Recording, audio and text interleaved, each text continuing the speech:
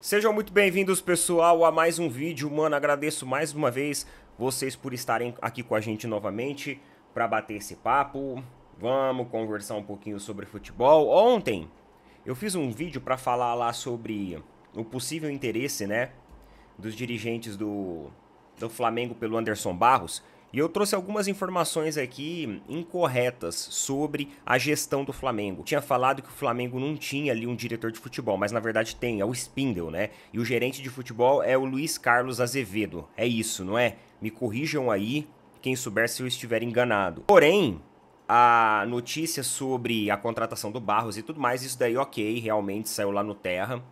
É algo que a cúpula está discutindo internamente dentro do Flamengo. Eu só tinha errado ali as nomenclaturas dos cargos. Então o Anderson Barros, se ele chegar ao Flamengo ou receber uma proposta do Flamengo para 2025, vai ser para substituir algumas das figuras ali que estão na gestão atual. Tá bom? Mas vamos lá, vamos conversar, vamos bater um papo. É semana de Copa do Brasil, uma semana decisiva. Hoje tem jogo da seleção brasileira contra o Paraguai, inclusive Endrick titular. Segundo o que disse, o que esboçou o Dorival Júnior, Endrick será titular hoje contra o Paraguai. É bem provável que talvez ele teste uma nova disposição de jogadores, né? Um novo elenco, para ter uma ideia em relação ao jogo passado, quais são as diferenças ali, quais serão os principais pontos de melhorias aí que a seleção brasileira tem. Vamos acompanhar o jogo de hoje, vamos ver. Confesso para você que o jogo passado não me empolgou muito, mas tamo aí, né? Tamo aí. E amanhã, graças a Deus, volta o futebol, tem Copa do Brasil, jogos decisivos, bastante jogo legal para a gente assistir aí nesse período decisivo da Copa do Brasil. E antes de mais nada, pessoal, gostaria de agradecer muito ao apoio que vocês têm dado ao acesso lá da Tribo da Sorte. Quando vocês acessam lá a Tribo da Sorte, né, vocês conhecem o trabalho, o serviço dos nossos parceiros, vocês estão ajudando demais também o nosso canal. E só no final de semana nós tivemos mais de 200 pessoas que acessaram e pediram o nosso cupom, que é o cupom especial. Neto, a Loto Fácil de Independência aconteceu ontem, na segunda-feira. Sim, mas a gente vai segurar o cupom ainda, porque hoje a Mega Sena tá acumulada. Então, o cupom vai valer também para a Mega Sena. A Mega Sena está acumulada em quase 40 milhões e hoje à noite tem sorteio. Então, para você que está assistindo, dá tempo. É só você acessar o link aí, chama o pessoal lá da Tribo da Sorte, fala assim, gostaria do cupom especial do Opina Porco. Eles vão passar para você um cupom com um valor de desconto maior do que aquele convencional que a gente estava utilizando antes. Pra galera aí da Mega Sena, que vai acontecer hoje. Então, é só você clicar lá. Lembre-se, quando você apoia os nossos parceiros, você apoia aqui o canal também. Eu agradeço de coração a todo mundo que tem conhecido. Tribo da Sorte, galera. Tamo junto, tá? Jogos oficiais aí das loterias, tudo regularizado, tudo regulamentado. Valeu. Tem uma coisa repercutindo aí nas mídias palestrinas e eu gostaria de conversar com vocês sobre isso. Que essa situação do Dudu. Ele meio que sacramentou, né, a saída dele do Palmeiras quando aconteceu tudo aquilo em relação à negociação com o Cruzeiro. Aquela notícia lá que o Cruzeiro foi lá, se empolgou, se emocionaram, anunciaram o cara e depois virou todo aquele rebuliço. E aí no fim a negociação deu para trás. A presidente Leila Pereira apareceu na entrevista até dizendo que esperava que o Dudu honrasse com o compromisso que ele fez com o Cruzeiro e com o compromisso que ele fez também com o Palmeiras de ser negociado. E aí o Dudu falou que se arrependeu, que as coisas mudaram, que ele pensou melhor, teve um bate-papo também com a torcida do Palmeiras, enfim. A negociação declinou, não deu certo e o Dudu ficou no Palmeiras. Porém agora, o Dudu, mano, ele tá indo pra geladeira. Ele tá indo pra geladeira. Porque ele entrou em alguns jogos, ele se afastou do Palmeiras para fazer um trabalho físico individual para melhorar o seu condicionamento. Mas tem quem diga que na verdade o atleta está insatisfeito dentro do Palmeiras, justamente por ter sido colocado meio de lado. E aí ele não descarta, no final dessa temporada, sair do Palmeiras. Vamos dar uma olhadinha aqui lá na matéria do nosso palestra, tá? Dudu não descarta a saída ao fim da temporada. O Palmeiras segue com o desejo de negociação.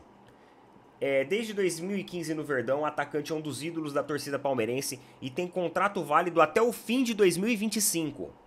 com chance ainda de ser renovado por mais um ano. Porém, ele tem sido pouco utilizado por Abel Ferreira. Após passar cerca de 11 meses fora dos gramados por conta de uma cirurgia, uma negociação frustrada com o Cruzeiro e problemas físicos, o futuro de Dudu no Palmeiras segue incerto. A diretoria do Palmeiras, desde a negociação com o Cruzeiro, mantém o desejo de negociar o camisa 7. Após retornar da lesão, o atacante não conseguiu performar como esperava e passou cerca de um mês em um recondicionamento físico na academia de futebol. Ele voltou a ser relacionado contra o Atlético Paranaense no último domingo, no dia 1, mas não entrou em campo na vitória por 2-0. O nosso palestra soube que o atleta treina sem limitações e tem tido um bom desempenho físico durante as atividades físicas e técnicas na academia de futebol. Dudu entrou em campo 10 vezes após a reestreia contra o Juventude. Foram 3 jogos como titular e nenhum gol marcado. O camisa 7 não atua desde o dia 4 de agosto, quando saiu no intervalo do empate contra o Internacional por 1-1 no Beira-Rio. Então assim, mano, tem muita gente falando, né, que o Dudu aí tá na geladeira, que o Palmeiras tá dando passos lentos com a volta do atleta realmente em uma titularidade, porque existem alguns parâmetros aí no contrato que de repente permite um vínculo de renovação por mais um ano automática. Hoje é um atleta que ocupa uma folha salarial muito grande dentro do Palmeiras. Tá muito claro aqui no nosso palestra que o Palmeiras quer negociar o jogador. Agora, o que falta é um desejo mais firme, mais incisivo do jogador de ser negociado. Só que isso não vai demorar para acontecer. Se o Dudu continuar sendo essa peça aleatória no time do Palmeiras, isso não vai demorar para acontecer. Embora algumas pessoas falem que fisicamente o Dudu tá bem, vamos ser sinceros, nos jogos que ele entrou, desde quando ele voltou, ele não performou nada bem. Não estou questionando a qualidade do jogador. Só que você concorda comigo também que para o jogador voltar a ter essa performance física que ele tinha antes da lesão, ele precisa de mais minutagem. E ele não tá tendo isso no Palmeiras. E vai chegar uma hora que o atleta ele vai começar a se irritar com isso. E aí, talvez seja esse o momento que a gestão do Palmeiras espera para que o atleta estoure e realmente decida por si só ser negociado. Aí é aquele negócio, né? É o Dudu que tá querendo ser negociado. Não foi o Palmeiras que negociou ele. Só que por trás dessa decisão do Dudu, existe uma clara movimentação estratégica no Palmeiras para que não dê essa minutagem que o jogador precisa. E ele precisa. A gente também tem outro lado da história. O Palmeiras hoje vive no Campeonato Brasileiro jogos extremamente decisivos. Nós não estamos falando de um início de Campeonato Paulista. Nós não estamos falando de um início de Copa do Brasil. Nós não estamos falando de uma fase de grupo contra times fracos lá da Libertadores. Nós estamos falando de uma competição onde o Palmeiras tem mais 13 jogos, né? São 13 jogos e 13 finais, respectivamente. Jogos extremamente importantes que o Palmeiras precisa buscar os 3 pontos. Os 3 pontos. Nós não podemos ter espaço para tropeços, nem de derrotas e nem de empates, porque aí a gente já perde ponto também. Então, essa é uma sinuca de bico ao qual o próprio Dudu resolveu entrar. Isso é o roteiro perfeito para a gestão do Palmeiras negociá-lo ao fim da temporada. E é isso que vai acabar acontecendo. Neto, você é contra essa negociação? Jamais. Jamais. Ele quis sair uma vez, agora você há de concordar comigo. É um desperdício a gente ver um atleta terminando a carreira no Palmeiras, terminando seu ciclo no Palmeiras, dessa maneira, né? Um atleta tão importante o qual ele foi. Tá? E boa parte disso foi ele que se colocou nessa situação agora. O que acontece é que a gestão Leila Pereira está se aproveitando disso para justificar. E vai se aproveitar. E vai se aproveitar. A gente tem muitas variáveis que implicam nisso.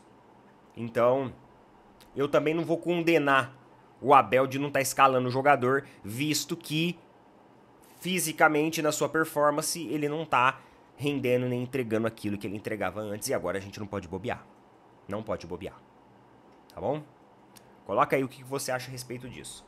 O presidente do Botafogo Associativo, né, o Durcésio Melo, ironizou os pedidos do Flamengo por fair play financeiro. E aí ele falou o seguinte, ó. Isso é dos caras lá da Gávea. Eles estão de brincadeira. Eles vão falar de fair play financeiro? Há 10 anos, há 15 anos, o Flamengo ganha 100 milhões a mais por ano que Botafogo, que Fluminense, que Cruzeiro, que Atlético. Se você botar isso na linha do tempo, dá coisa de 1,5 bilhões só em direito de transmissão. E agora vem falar de fair play financeiro. O mais engraçado é que eles falam logo depois da derrota por 4-1. E o mais engraçado ainda, logo depois de trazer Alexandro por 1,8 milhões em salário e o Michael ganhando 2 milhões. Quer fair play financeiro? Questionou o Durcésio em entrevista ao canal Panorama Glorioso. Não é de agora, tá? Que equipes como Palmeiras, Flamengo estão pedindo esse fair play financeiro. Na verdade, até o Fortaleza também está pedindo esse fair play financeiro. E mais uma vez, eu até volto a pontuar aquilo que eu pontuei ontem aqui. Eu não sei que o pessoal do Botafogo... Cara, a carapuça eu acho que tá servindo neles, né? Porque eles estão se sentindo muito atacados com isso. Nem os corintianos, mano, estão tão atacados com essa parada do jeito que os botafoguenses estão. Os caras estão histéricos. Histéricos. E, mano, eu não sei. Não me entra na cabeça o fato de uma equipe que adotou um modelo de SAF não ser a favor de uma organização financeira. Não ser a favor de critérios para você barrar equipes que agem de forma negligente por trás das cortinas. Então o fair play financeiro ele é algo benéfico. Se uma equipe gasta 900 milhões e fatura 1,5 milhão, ela pode usar 600 milhões para contratar.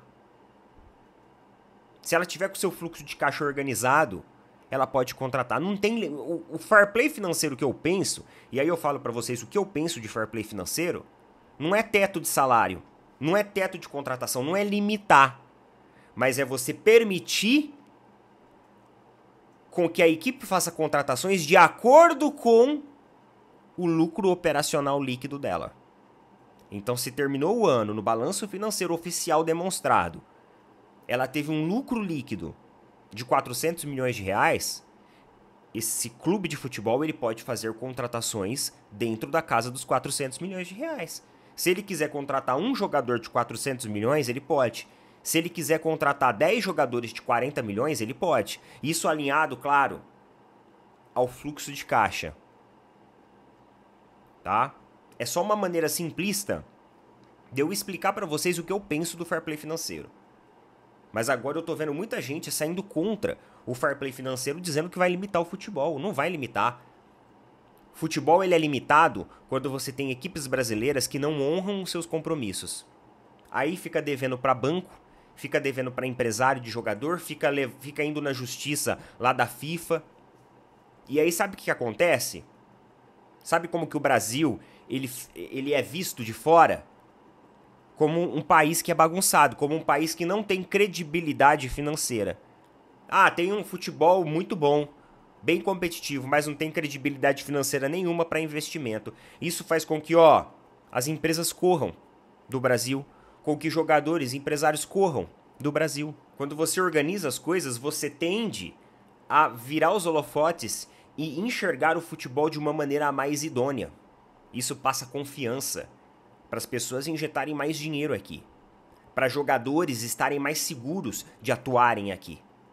Porque se a gente manter essa bagunça que tá, daqui a pouco é time brasileiro devendo para empresário de tal jogador, é time brasileiro devendo para clube sul-americano, daqui a pouco nem os jogadores sul-americanos vão querer vir pro Brasil.